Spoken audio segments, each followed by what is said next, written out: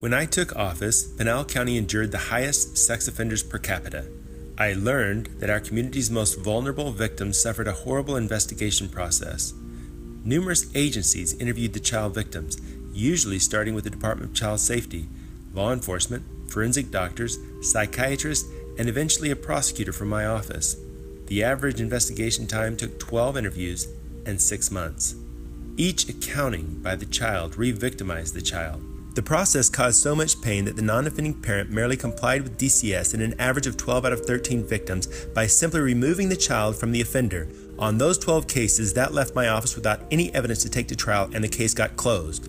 This left 12 child offenders free to reoffend. Like most of you, I could not sit by and allow this to continue when there was clearly a better way.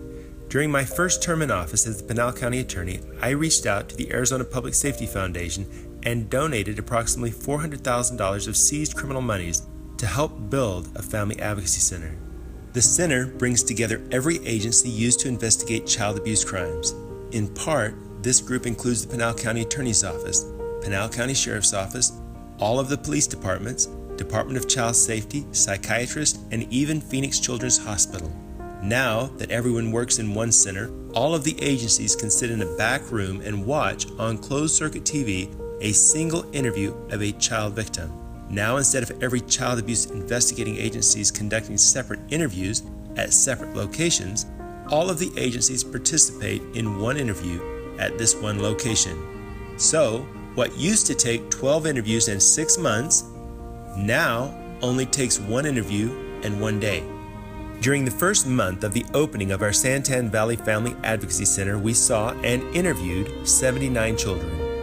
During the first full open year in 2015, we interviewed 745 children. Furthermore, instead of only getting to speak with 1 in 13 victims, which inevitably left 12 offenders free to reoffend, my office now collects evidence from all 13 victims.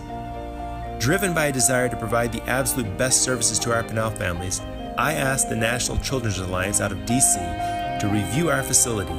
National Children's Alliance returned the highest accreditation they ever offered, telling us that they had no recommendations for us to improve and that we are providing the highest level of service to our community. Because of this, within just 3.5 years, our county went from the highest sex offenders per capita in Arizona to the absolute lowest sex offenders per capita.